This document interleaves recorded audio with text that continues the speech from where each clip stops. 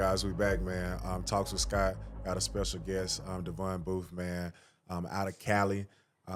Super proud to have him on the show with us, man. Just want to give you a big shout out, but more so than anything, man, I just want to ask you how are you doing today? I'm doing good, Long day, but day almost over.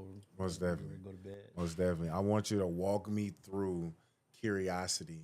I'm gonna get straight into it. Like, tell me who are you? Where are you from?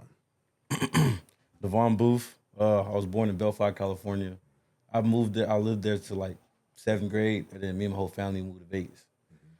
I'm quiet. I'm not really a big talker. This is right here is new to me. Being on a podcast, just talking in general. But day to day, I get better at speaking because obviously I got to get interviewed. As far as football, but that's really who I am. Just a quiet kid. Correct. And before we got started, you was telling me about your journey, like over the bridge, you in two parts of the area, Yeah. Compton and things of that sort. Are you able to speak about a little bit of like how you grew up, being from that environment? And I'm just speaking from a bird's eye view of what you hear, the stories of what's being told from California from people that's maybe not even from there, but you are. Yeah. So I want you to take me through that. Well, luckily for me, my mom, she never put us in like no bad situation. So thankfully, I had never really was involved in anything that goes on in that parts of the area. Cool. Well, more than anything, walk me through the process of you in football. How did you get introduced to the sport? Take me through that. I think I was about like 8 years old. So I have two cousins. They played in the league. Rashad Penny, Elijah Penny. Yeah. They kind of introduced me to football. I was playing with their little brother, but they're a little older than me, and there was only two teams, so I had to play up a little bit. But I didn't really play at all. I was little, small, wasn't fast enough, so I was just riding the bench the whole time. And then And how old were you then? I was 8, and like they were like 10. Okay. Yeah, so my second year, I went to a different team. Coach seen I kind of got faster. Coach seen how fast I was, so he put me at running back. And honestly, from there, that's when like football just took over. So when you speak on just the journey of being in Pee Wee, junior high, high school, take me through that process. Like, were you always a day one starter, or like how did that kind of come about? See, like my mom always say, my talent was God given. Because honestly, I never worked out. I just picked up the football, and I was good. So every team I went on, I was starter, make the all star team and everything. So take me through your recruiting journey. So my first years of high school, I didn't play. Eighth grade year, I broke my collarbone. So then leading up to freshman year, I re-broke it. So I missed the whole season. My sophomore year, I transferred to a different school. Since I was still living in the same area, the zone variants kind of messed things up. So then the athletic director, she didn't let me play sports the whole year. I couldn't even run track. So I missed the first 2 years. I was kind of, you could kind of say I was a little depressed a little bit, missing football. So I needed a fresh start. That's when I moved back to Cali to play my last 2 years of high school football. And from there on, my grades were already slipping. Like I think my freshman year I had like a 1.7. Honestly, Wow. yeah, Okay. yeah. I didn't do nothing. Okay. So my junior and senior year, I was at El Monte High School. And that's where like everything really blew up for me. Making all CIF, all California teams and everything. But fortunately, my grades, I couldn't really do anything because my grades are messed up. So that's why a lot of teams didn't like offer me. Correct. And so, with your grades not being how they needed to be, what path did you take to kind of get to where you are now? Like, for as academically, like, did you kind of make it up? Like, well, you gotta get the grades. Yeah, so I was actually taking like a lot of like credit recovery classes to boost my GPA. And when COVID happened, they actually lowered the GPA rate to 2.3, but I was at a 2.2. So Okay. I barely missed it. Okay. Yeah. Okay. So I want you to go back. Let's speak on your high school journey. Yeah. Okay. Let's go back and speak on your high school, your coaching, the people who were there, the people that was in that kind of was a part of the journey. Can you speak on that? Well, I couldn't really say anything about my first 2 years of high school because I didn't really do anything. But so I had a coach that kind of he coached me since I was 8 years old. Honestly, that's like my father. So I had moved back with him my junior year because he was coaching at El Monte High School. and he was coaching with the head coach Jesse Siniceros, who also coached my cousins. They got to college and NFL, so obviously, I want to play for a coach like that. So that's where everything happened. I was playing for them in El Monte, and the rest is history. Correct. And so when you speak on that, and I'm gonna continue to. It's a little bit interesting how restriction is, but I want to continue to peel back the layers a little bit. Speak on your mom. Do you have siblings? Yeah, my mom has 12 kids, including me. Okay, we gotta talk on that. Yeah, 7 brothers, 4 sisters. Okay. So speak on how was that like inside of the house, your upbringing, male figures, things of that sort. Yeah, so obviously no father figure in our life. So honestly, my older brothers or coaches were kind of like my father figures. So bunch of kids in one house. A lot of fights. Obviously, wasn't really much. It was for a couple years I actually sleep on the floor. Honestly, my first bed was until 8th grade. So yeah, it's a crazy childhood. But I don't let that faze me. Correct. Of course, but I wanna stick in that moment, and the reason why I want to stick in that moment is because it's other kids going through these similar things. Yeah. Okay, all across the world. Yeah. So with that basically being said, how did you feel in that moment, and how did you overcome that? Not for that to stop you from getting to where you are today. Yeah. Well, obviously, football played a big part of it because obviously, what comes with football, comes you're able to provide for your family. So that was always been my goal of mine. Like, I'm gonna get us out this, get us out the mud, get us out the dirt. So do you have any other siblings that maybe do sports, academics, things of that sort? Yeah. So my oldest brother, he was actually, I want to say second in California in basketball behind Tyson Chandler. Okay. Yeah, but his grades slipped, so he wasn't able to go to college at all. What are some things you would tell your younger self that possibly would have helped you? Now, granted, we're not going to change anything, but what are some things you would tell your younger self today, things that you know right now? For sure, whether things don't go your way as far as football, you still got to, stick to the script, like school's a big part in everything, honestly. So that's probably the main thing I would tell my younger self is just pay attention to school. Correct, cool. So even from an academic standpoint, was there any tutors? Was there anybody like that was really trying to assist you through the academic process? Honestly, no, not really. Well, as far as like high school, all my coaches, like they knew like I was so close to getting to where I want to be, so they were pushing me, but just didn't make the cut. Correct. And even when you go through your credit recovery thing, especially when it was dealing with your academics, how did that kind of, I would say, play a role in your recruitment, and even who was recruiting you? Well, oh yeah. So a lot of the college coaches, like they would come down every week and talk to me, and I would tell them like I'm in this credit recovery. They seen that I was actually trying to do better in myself. So they were a little bit more and more interested, waiting hopefully until I get like a higher GPA. Correct. And you just didn't go from high school to Mississippi State. Take me through that journey. So COVID happened, so there was no football at all. And, I thought like football was done, for everybody. But then I think it was around like May, they said, we're able to play football again. So obviously a lot of JUCOs were hitting me up, and my cousin Elijah Penny, he went to Cerritos College, before he went to Division I. So off the rip, once I knew I was going to JUCO, Cerritos College was going to be the school for me, and that's where I went. Okay, so take me through that process. You're in JUCO. How was that process like? How long were you there, and then where did you go next? I was there for 2 years. The process it wasn't really that hard for me. It was an easy little switch because, thankfully God given talent. So wherever I'm at, wherever I've been at, I've been able to perform. To my best ability. I was there for 2 years. I only ended up having one Division I scholarship after JUCO, and I was an All-American. Wow. At Utah State. Okay, I got a question. Is that due to the fact?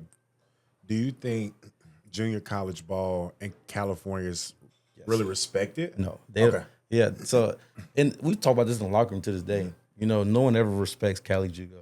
Why? I'm not sure. But in Cali, I think there's like over 130 JUCOs. And all these other states, they have about 3 to 5 schools.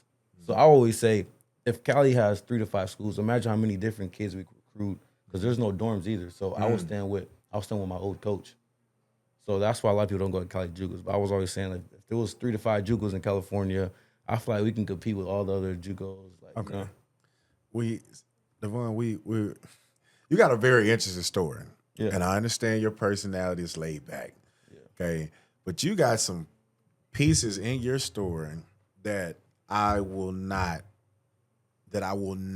just dive a little deeper because you're in JUCO. There's no dorms. You're staying with a coach for 2 years. Yeah. You got to talk on that because that's unfathomable to a lot of people. Like I'm from Mississippi, I understand, but in Mississippi we have JUCO stores, and you hear those, but these guys are housed. Yeah. So, how far was you commuting back and forth? Who were you staying with? Like we gotta expound on that. Yeah. So I was staying with my old coach, who coached me since I was 8 years old. Like I said, he's like a father figure to me. So and my JUCO was really only 15 minutes away.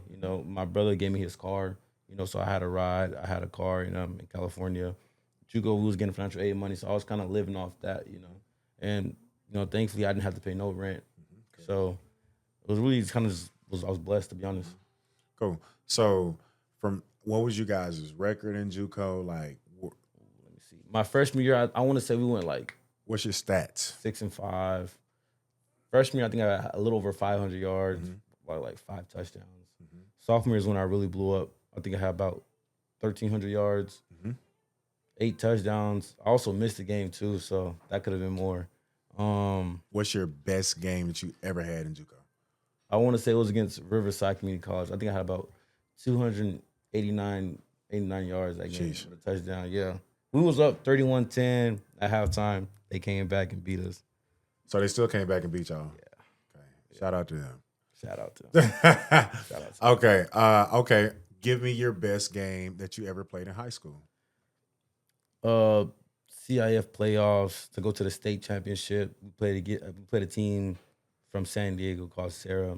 I had about 315 yards, maybe about like 3 touchdowns. A game-winning interception. Cool. So we took a little detour because I had some curiosity questions for myself. Yeah. Okay. Now let's shift gears and let's go back to where we was on when you're talking about you only had one Division I offer. Yeah. All-American. Yeah. Undeniable talent. Yeah. Okay. Who offered you? Utah State, Coach Anthony Tucker, and he's actually the running back coach here. Okay. Makes sense. Yeah. Okay. You got to take me through that process. You're there. Yeah. Okay. So boom, I'm having a great. Honestly, it was really only they offered me after the first game. So I can't even say I had a great season. They offered me after the first game. The second week they had showed up to one of the games and we played a good team. There was a very good, strong defense. That game I think I had about like 50 rushing yards. But the coaches, they still seen what I was able to do. So they offered me, and then later on that season we had a bye week. I ended up going on my visit that week, and I committed a few days later. Honestly, actually it was a great place. Great. Let's talk about Utah. You Yeah. get there, okay? Like, where is it located at directly? Logan, Utah. Logan, Utah. Yeah. Okay, cool. So talk to me through that process. My nickname to this day is Fatback. Okay. Okay. Don't forget the elevation is higher too. Okay. So it's hard to breathe out there when you're running. I was out of shape, sloppy. It was real bad. It was real bad. I couldn't finish the runs. So, yeah. It was a bad start, to be honest, but I picked it up later on as the workouts continued. Okay, so let's keep following me through. We're going through off-season workouts. Yeah. Now let's transition into the season. Okay, the season, first game, we played against Iowa. Okay, you're starting? No. Okay. I was all right. I was second string. Okay. Second string. Yeah. But Iowa strong defense. Make the best of my opportunities. I don't think it was much, to be honest, but it was all right for me. But as the season went on, second game, 2 touchdowns, but against Idaho State FCS school. And then honestly, the season was just like smooth, a little up and down, kind of, to be honest. Like I don't think we wasn't very good. Like front 5, it was. I think UConn. I think I had like 6 carries, 16 yards. Yeah, it was bad. But stayed down. Continued throughout the season. I think I finished with a little over 800 yards on 120 carries, 6.7 yards a carry. Awesome. Let's take me through that process. You're there for how long? I was there for a year I was there from January and I finished the season and I transferred that following spring. Okay. All right, cool. So you get in the transfer portal. Take me through that process. Honestly, like since I transferred after spring, like I kind of wanted to hurry up and pick a school, but then again, I never really got recruited, so I kind of wanted to go through the full process of all the recruiting, take all the visits, but I didn't have a lot of time either. So it was kind of frustrating, to be honest. I kept my options open to two schools, University of Utah and Kansas State. Okay. But then I also had a visit lined up after. I had Oklahoma State. So I get to Kansas State, and I fell in love with it. I told the coach, I said, Coach, I want to commit. Okay. But he knew that I had a visit lined up after, so he also had another running back lined up, and it was Dylan Edwards. So I told him, he said he has to honor his visit. Correct. So boom, it's like a Saturday or something. Matt Wells, I think he's like the offensive coordinator. He says that they're going to have a discussion about, who they want that following Sunday. So I was sweating, I was hot. I'm like, man, I don't know what they're going to do. I was spraying. And then boom, I get the call. And then he said, they're going to run with Dylan Edwards. He said he had more years, so unfortunately, that was just the best situation for them. And also I think he's from Kansas. Okay. Yeah. So, and then University of Utah, honestly, I didn't want to be in Utah anymore. It was cold, it snows. I wasn't a big fan of it. So, and from there, I had already turned down so many schools because I only limited my options to two. So I was stuck. I was like, what am I going to do? What am I going to do? And I get a call, Coach Tuck. He said, long time no see, So he told me he was at Mississippi State. And it's crazy because I turned down a lot of SEC schools because I didn't believe I could play in the SEC. I'm from out west. We don't play in the SEC, So, yeah. So it's just crazy how I ended up playing in the SEC. You said you didn't feel like you can play in the SEC. Yeah. Why? You just always see SEC is big, fast guys. I'm neither. I'm not the biggest, not the strongest, not the fastest. So I just always believe that, SEC ball is like strictly for like the South, because we play in the Pac-12 out west, But yeah, that's really why I didn't really believe. But it's a lot of dogs. Like even when I made mention of the guys I played with, Najee Harris, Josh Jacobs, and the list goes on and on of guys who've been in the SEC and they dominated. Yeah. So it's kind of interesting for you to say that. Like, was that due to the narrative of like how you said, big, fast, strong, and it'll be interesting if the SEC holds up in the next few years with the NIL. But I'm guessing due to just how things used to be said about the SEC when it came from a physicality standpoint. Yeah, exactly. But my question is, like, did you not think you could have the same type of mindset or, like, you couldn't adapt due to, like, what you heard from the outside looking in? Honestly, I think it was probably that for sure. Everybody always talk about the SEC. It means more. It's different. Bama and Georgia, they win in championships back to back to back. And I'm like, I don't know if I'm able to even hang with them guys, But, it's just crazy how God turned things around for me. Great. So walk me through the process of you getting to Mississippi State. You're in Starkville, Mississippi. You're a Cali boy. You're in Mississippi.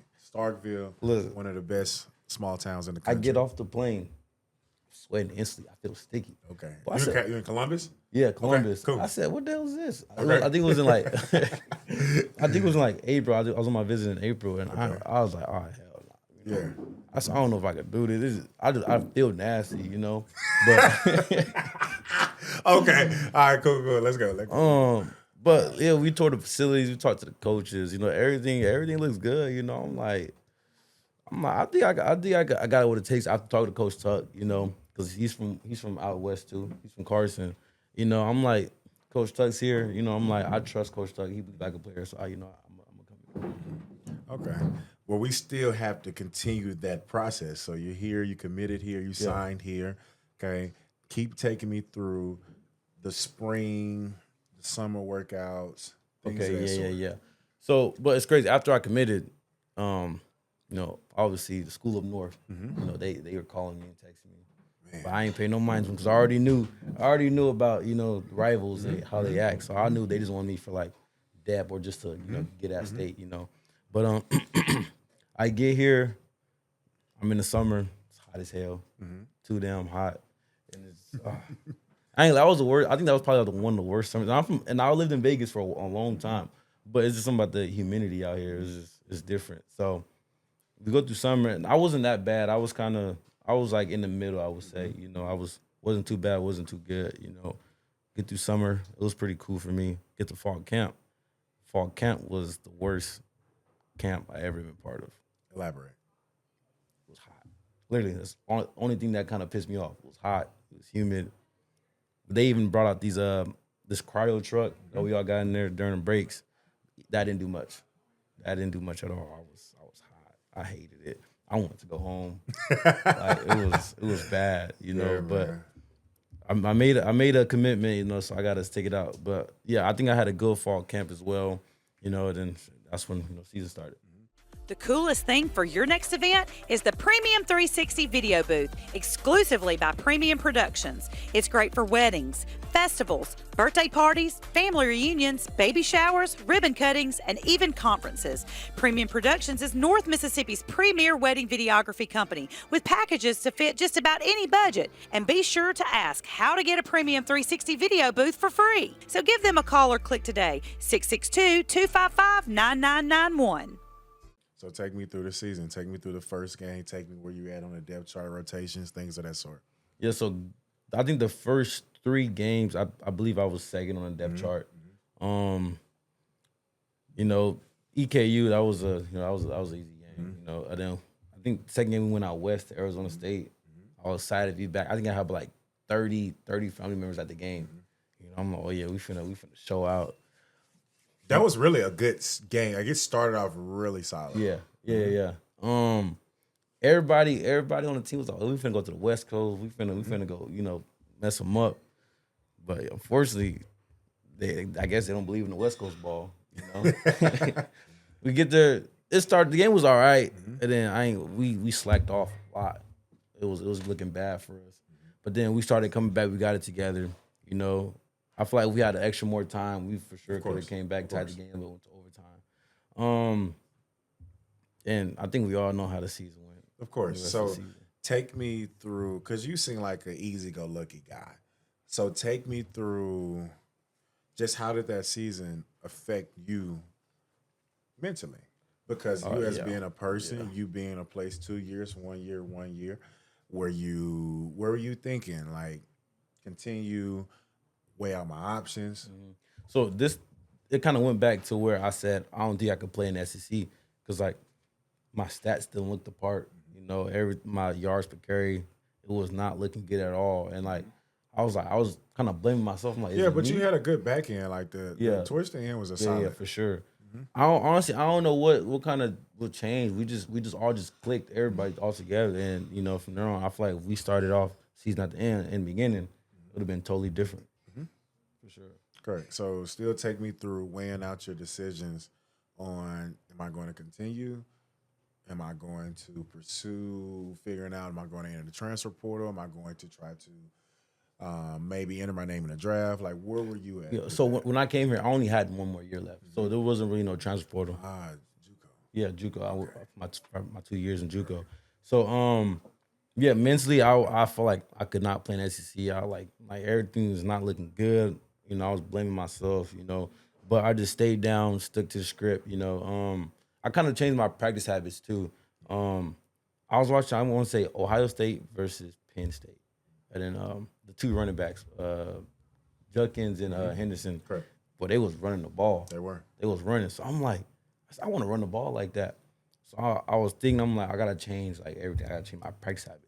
So in practice, I'm finishing through the end zone almost every play.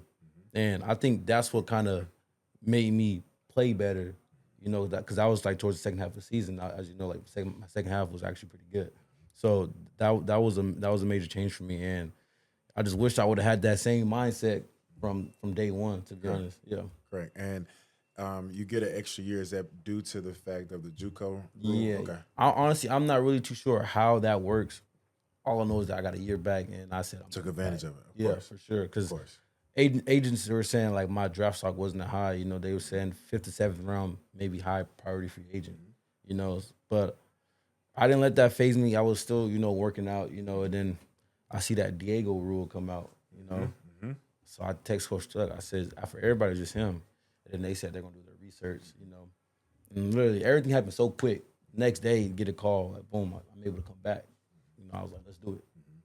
So take me through the off season. Granted, we're still there.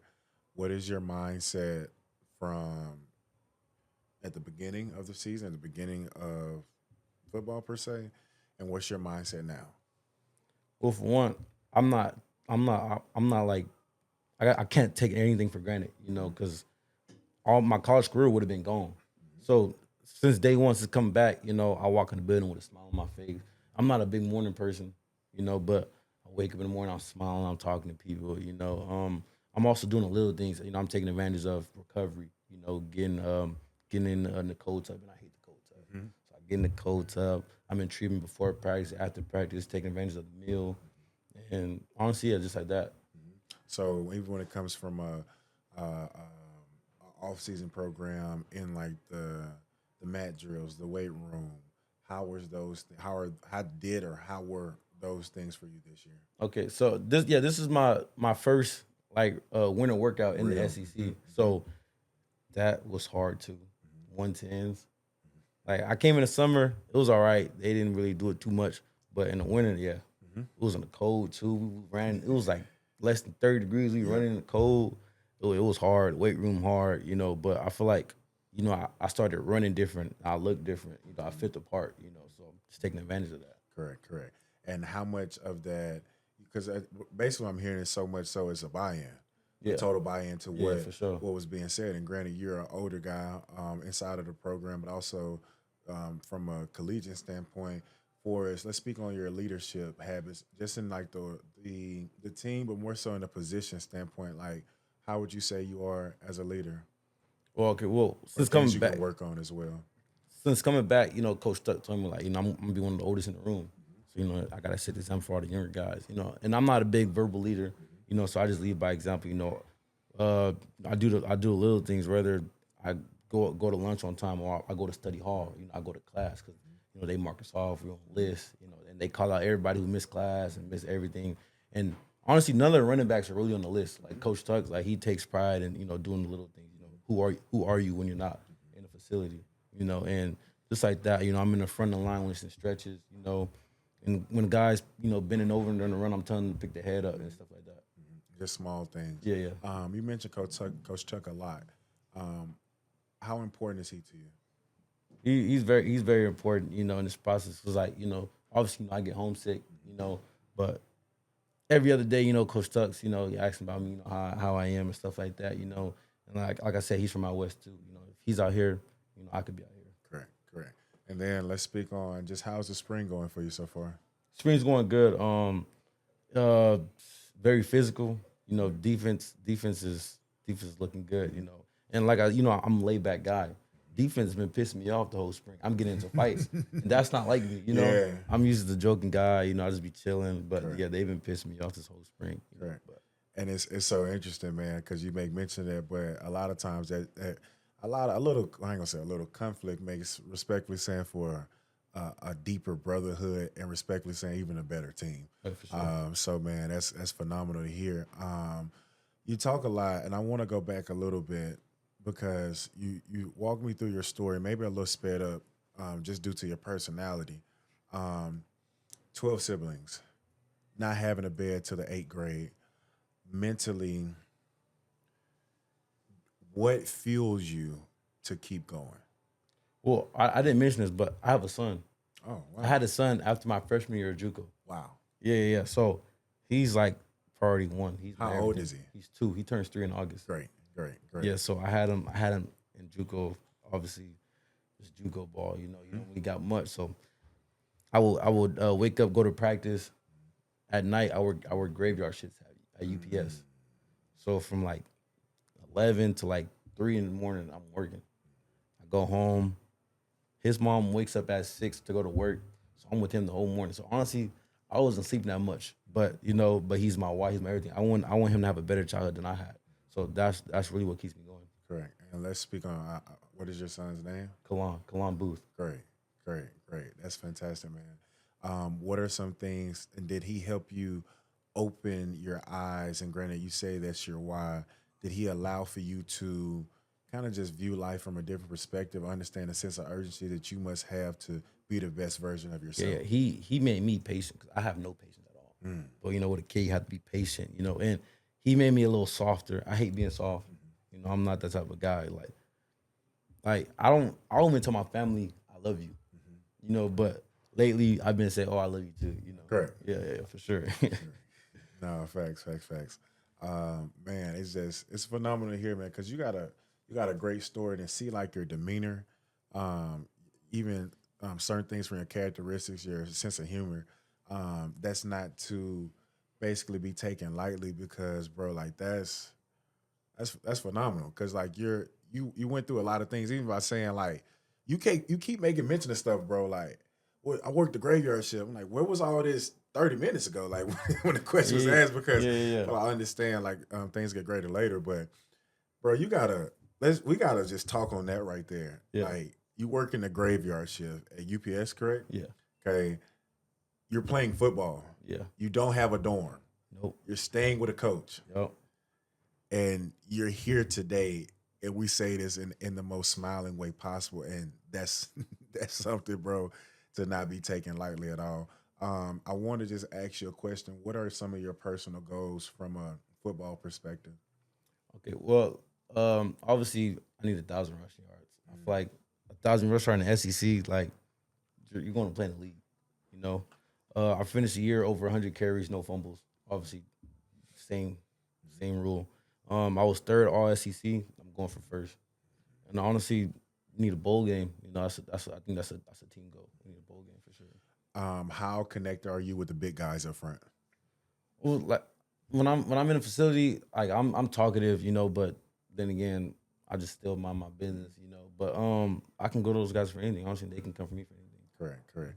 As a point of reference, like I give you an example, a personal example.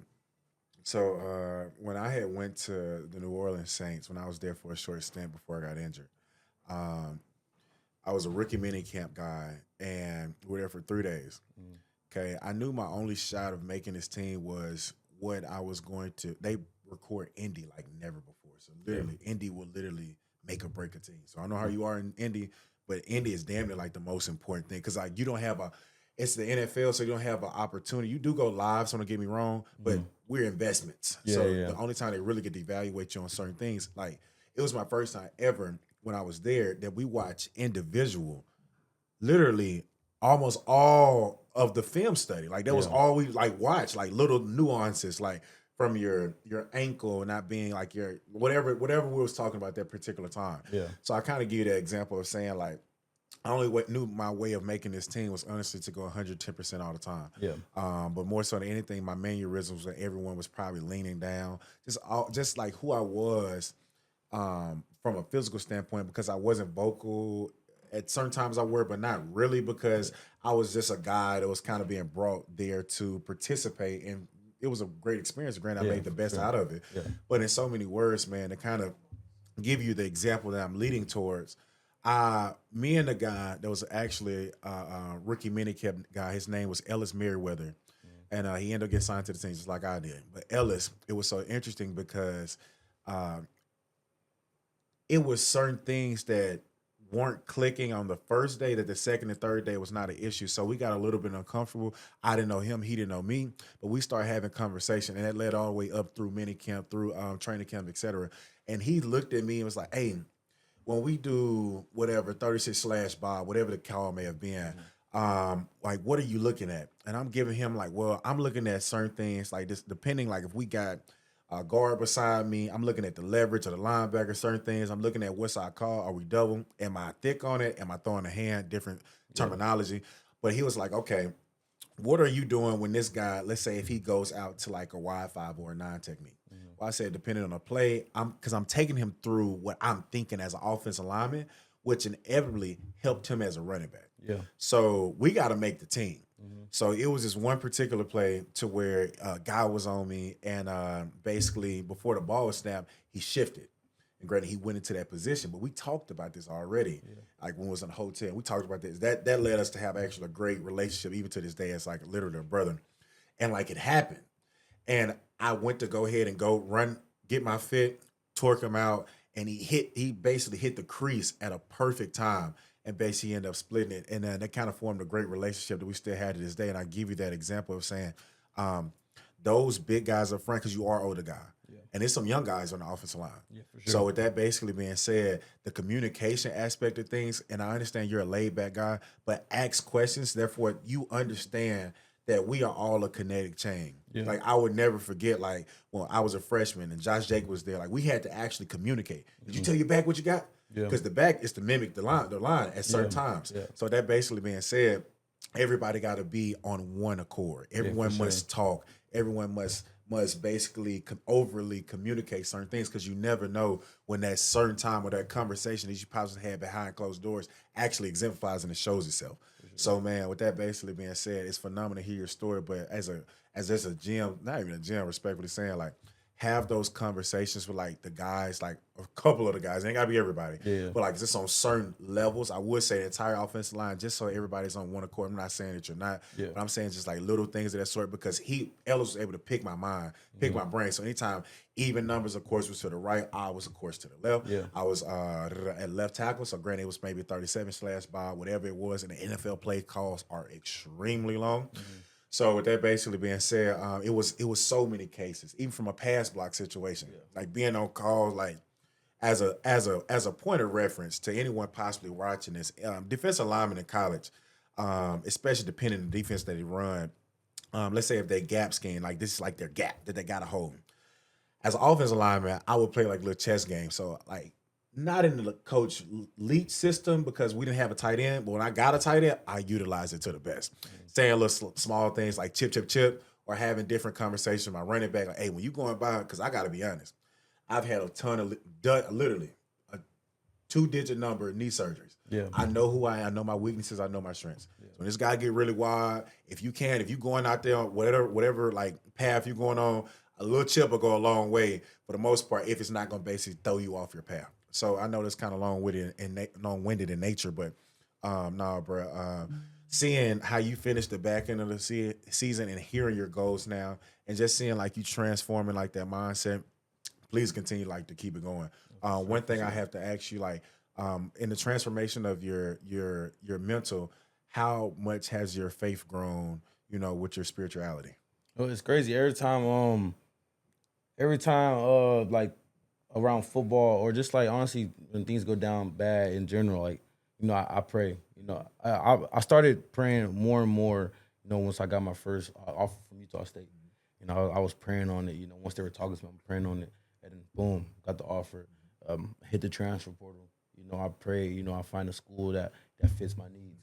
I found one, So I'll say about a couple times a week I'm praying, for sure about something. Correct. And it's interesting, like I said, from different backgrounds comes different perception on different things. So down south, depending, not all, but for the vast majority, all you pretty much know is pray. All you pretty much know is your spirituality, because you're so grounded and so connected, because it's kind of what's embedded inside of you.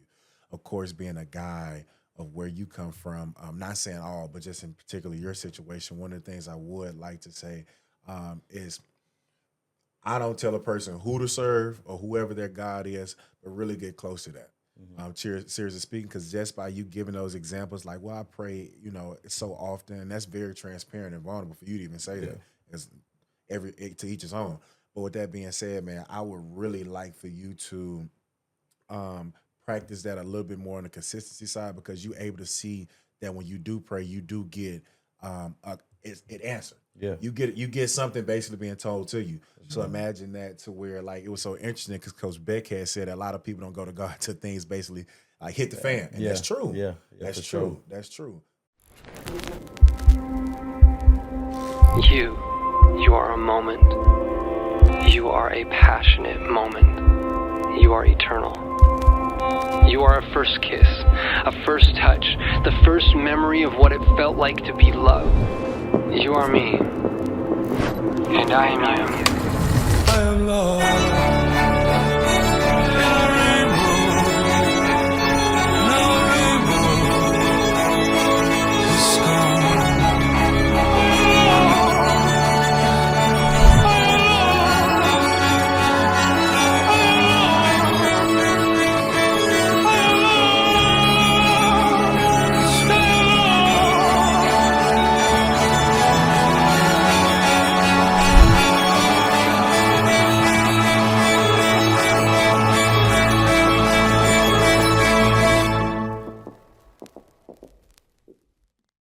also in the time of good as well, just always paying homage and being humble and modest throughout that time period as well, because it's so much a story of you, man. Because just hearing who you are, your mannerisms, and how you do things, your personality, and like I said at the beginning of not off air, you got your football life is respectfully saying just not getting started. So my question of asking, like I said off camera, mental health. How important is that to you? Is there anything you practice? Of course, you pray. Such things as like meditation. Not saying meditation. Meditation can look like a plethora of things. Journaling, writing down little goals. Do you have like a board that you may write down little things? And I'm just asking. Well, honestly, I don't. I'm real nonchalant, you know. So like, honestly, I just be chilling, you know. Like I really that's all I do, you know. I don't ever let anything phase me. Like that's why I always joke a lot of times, you know, because like, you know, everybody gonna have them bad days, you know. So I don't ever dwell on none of that, you know. Correct. So just hearing that mindset, and so mental health. What does that kind of mean to you in your definition? This is a curiosity question. Mental health. Honestly, mental health is probably just making sure you know you good mentally, whether it's whether it's like family situations, you know, on off field, or just anything in life that you're dealing with. To be honest, just making sure everything's good. Correct. And I just wanted to ask you that, and I'm probably going to continue to ask a lot of people that whomever we get on the show, because the sense of urgency is for people to understand that mental health is real, and it is respectfully saying is at an all-time high. People go through a lot of different things. Yeah, for sure. Comparisons is the thief of all joy, and a lot of times we get on our phones, we're comparing ourselves to different things. And that basically being said, it robs us of us being present in that moment. Yeah. And sometimes it can rob us of doing some things that we maybe will regret in the back end. Yeah. I've personally have had a couple episodes with myself in the past, because respectfully saying, I said this in a episode before. But when I first got here, and it's so interesting because you're a transfer. Some transfers go through this, but your first couple years, depending, it's really tough to adjust. Really, you don't really get it maybe to like your second or third year if you have the time. Yeah. And with that base being said, me of the person that I was, and understand that I have a son as well. My son is 6 years old. Understand what I wanted, understanding certain things. I was trying to control the narrative, understanding that it wasn't my time. Understanding that I can't control something, God is in control.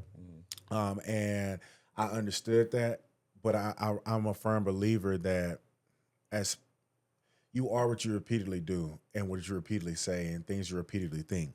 So I, on a repeat, was working extremely hard. Football was my everything. I was trying to control certain narratives. And when physically I wasn't able to give the game what it deserved, I physically and mentally wanted to check out. Yeah. And with that basically being said, for a lack of transparency, a lot of my brothers on the team pretty much lifted me up with good spirits. But I knew for a fact what football brung to the table for me when I looked around my apartment, when I looked at my car, I looked at everything. Football gave it to me. For sure. So with that basically being said, when I wasn't able to give the game what I knew for a fact what I could give it, because physically I was not able to, but still given the opportunity to start, and I'm super thankful for Coach Leach and Coach Mason Miller and the full entire Mississippi State staff at that point in time, because they definitely did trust me. But honestly speaking, man, it was terrible, and I could not see myself living without football, because football gave me an identity of self. Yeah. It allowed for me to be who I wanted to be, whoever I dreamed of being, without me actually knowing who I was as a person, and I was scared to face that person. And so with that basically being said, man, it was a fall camp situation, and I wasn't performing as need be, and I was just ready to end it all. And luckily, my brothers, my teammates, my family got to me in time before any rash decisions were made, and was able to basically help me throughout the entire season, even to this day. Yeah. Respectfully saying, man, and I just don't take those things lightly. As a transparent, I've had my auntie basically committed suicide, and I really have that's a part of the reason why I like this conversation, like this, because I think all people, we go through certain things. We go through stuff, man, and I want people to understand that it's okay to not be okay. Like it's okay to feel as if like you don't have anyone to talk to, but I want people to understand that you do have someone to talk to. Now, my personality when I'm coaching is training is different. I'm an asshole. Like just simply put, I'm like combative. I don't like a lot of people don't like me, whatever. Yeah. But at the end of the day, when it's a serious situation, like I'm always gonna be all ears because I lived through that. I went through that, and I walked away from the sport the first time because I wasn't able to give it what I knew what it could be, and subconsciously, like I was hitting on earlier, what became my God was football. It's like what I worship, and I worship the grind, the process of it. I just love it. I love it to this day. And with that basically being said, when I felt as if it wasn't able to give me what I possibly wanted, but I knew I didn't accomplish it because we're in a production based business. It was really, really tough for me, man. So if I have an opportunity like such of having conversation with guys, and that's not to put my pain on you because you're a completely different wired guy, and it's very enlightening to hear that. Because a lot of people, they would be like, yo, like, head down, trauma bonding with people, not taking accountability due to how they raised, because that's a true situation.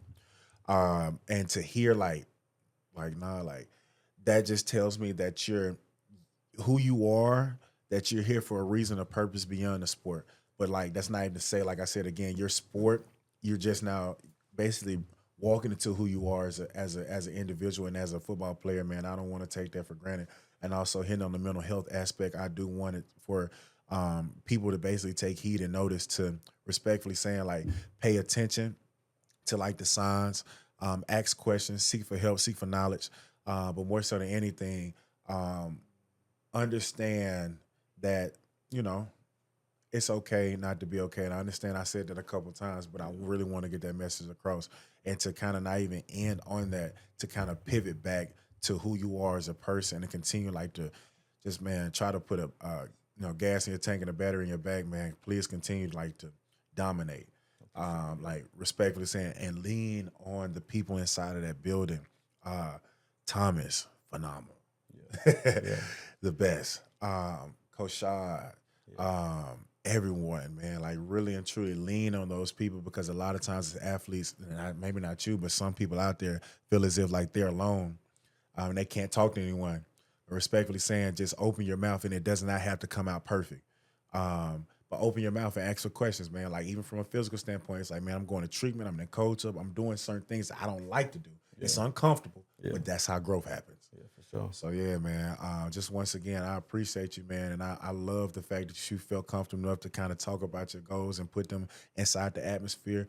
Chase that, manifest that, walk with purpose, chase God. And those things are easily going to come to fruition, easily, man. And at the end of the day, you got a family that's watching. You got your son that's watching, man. So you got a lot of things to work for. But more importantly than anything, what I hear is that you're doing it not only for them, but for yourself as well. For sure. Best preservation is self-preservation. So ultimately speaking, man, it's phenomenal. And I just want to tell you once again, thank you for coming on the show, man. Is there anyone or anybody that you want to give a shout out to, or, man, just like a message, not saying it got to be elaborate as me, you understand? But I'm just asking the question. I mean, shit. Shout out to my moms, love you, Mom. I don't say that enough. I'm sorry. I'm just, that's not who I am. My mom be calling me. She's like, you don't ever call me. Love you, moms. Kalam, I love you too. The rest of my family, love y'all. I don't say it enough, but I love y'all. Most definitely. And of course, like always, High Ground Coffee, thank you guys for having us. Thank you guys for just the amazing teas, the coffees, the hospitality. I can't thank you guys enough. And once again, guys, that's episode 7 of Talks with Scott. Tune in next week. We out. Appreciate y'all. Most definitely.